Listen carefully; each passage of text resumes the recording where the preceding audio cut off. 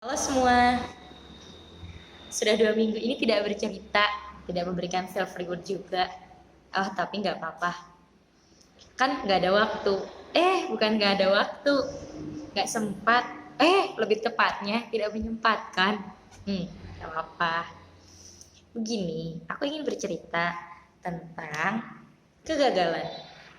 Ya apa gitu yang mau diceritain dari Ame kalau bukan gagal? Ya gagal lagi gitu. Makanya pas ketemu kamu tuh aku nggak mau gagal.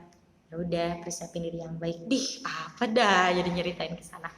Jadi gini, minggu-minggu kemarin kan lagi rame banget tentang nggak lolos SNMPTN, nggak lolos SBMPTN gitu. Nah, aku mau cerita tentang kegagalan aku yang nggak masuk SNMPTN dan juga nggak masuk SBMPTN. Lebih tepatnya bukan nggak masuk, tapi nggak lolos.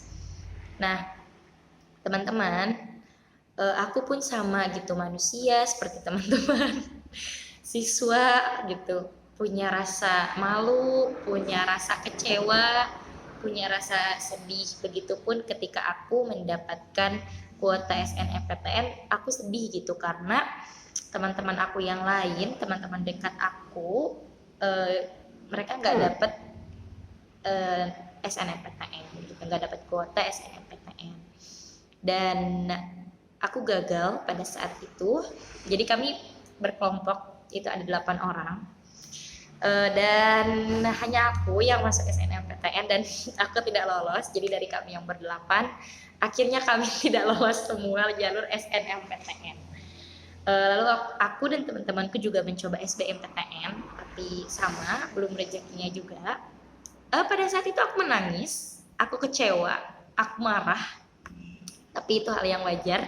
Pun yang teman-teman lakukan itu wajar kok, nggak apa-apa. Silahkan nangis, silahkan kecewa, tapi jangan lama-lama. Yuk bangkit lagi. Begini, ketika aku tidak lolos SNMPTN, aku merasa oh ya udah nggak apa-apa, atau masih banyak jalan lain gitu. Dan pada saat aku mengikuti SBMPTN pun, ketika aku dibuka lolos atau tidaknya, aku tidak lolos. Dan teman-temanku pada menanyakan, aku yang notabene mendapatkan kelas selalu 3 besar di kelas sejak SMA, merasa kecewa mungkin ya, karena teman-temanku yang rankingnya sama gitu dengan aku, ketiga orang kami itu, mereka berdua udah keterima di salah satu universitas ternama di daerah dan juga di kota Bandung. Ya, bukan di daerah, mungkin lebih tepatnya Indonesia ya, karena memang universitas itu salah satu yang terbaik lah gitu. Ya, aku ngedown karena kalimatnya itu seperti ini, mereka aja bisa loh, masa kamu enggak? Dan pada saat itu aku udah tahu aku gagal gitu. sedih sedih, menyedihkan, mengecewakan, tapi tidak apa-apa gitu. Terus suksesnya aku juga tidak diukur dengan perkataan mereka gitu. Karena menurut aku sukses itu kalau terus-terusan ngikutin apa kata orang, kita tidak akan pernah sukses. Karena begini, kalau si A bilangnya itu dia sukses karena masuk univ A, tapi ada lagi orang yang punya standar lain loh. Kayak dia masuk univ A, ngapain kuliah, mendingan cewek menikah. Itu kan udah kayak persepsi suksesnya udah beda. Yang satu masuk keterima di univ ternama, yang satu mah ngapain kuliah, nikah cewek mah. Itu udah beda loh persepsi suksesnya. Nah, dari situ aku menyadari kalau aku ikutin omongan orang ya nggak akan ada ujungnya gitu. Makanya aku coba buat ikhlas gitu dan menjawab, alhamdulillah ini LTMPT-nya malah minta maaf sama aku gitu. Jadilah nggak apa-apa, udah 2 kali loh dia minta maaf dengan kayak yaudah aku biasa aja, padahal memang hatiku saat itu sangat rapuh gitu. Tapi tidak apa-apa gitu, itu seperti apa ya, menyuntikkan energi positif gitu dari kita bicara ke orang lain. Semoga kalimat itu juga menjadi penyemangat gitu untuk diri kita.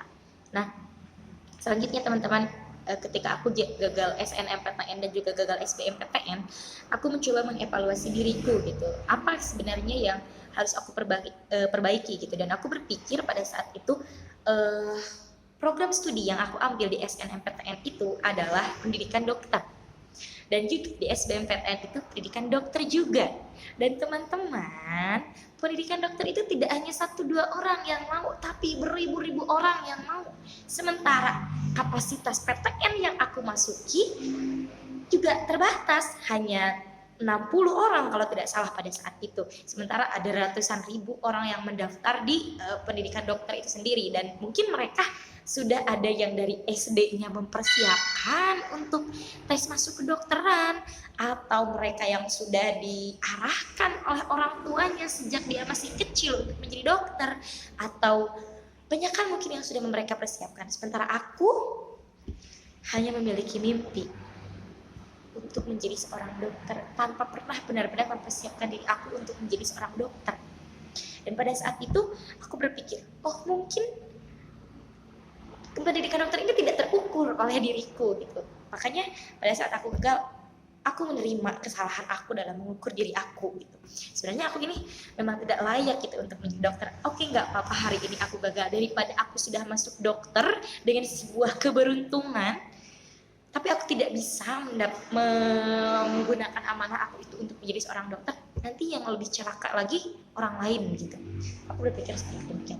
Sampai pada akhirnya kakak aku menyarankan aku untuk masuk Universitas Islam yang saat ini aku masuki. Dan dari situ aku mulai mengukur diriku, oh pendidikan dokter sudah tidak mungkin ada Megalia Utami gitu, sudahlah gitu. Maksudnya bukan berarti aku harus berhenti untuk bermimpi, bukan berarti aku harus berhenti berjuang, tapi aku mikir sebenarnya tujuan kamu menjadi dokter itu apa? Memberikan kebermanfaatan untuk orang lain, karena aku gagal mengobati ibu aku yang meninggal pada saat aku masih kecil. Dan aku berpikir, oh kebermanfaatan itu sepertinya bisa dilakukan tanpa aku harus menjadi seorang dokter. Makanya pada saat aku memilih program studi di universitas yang aku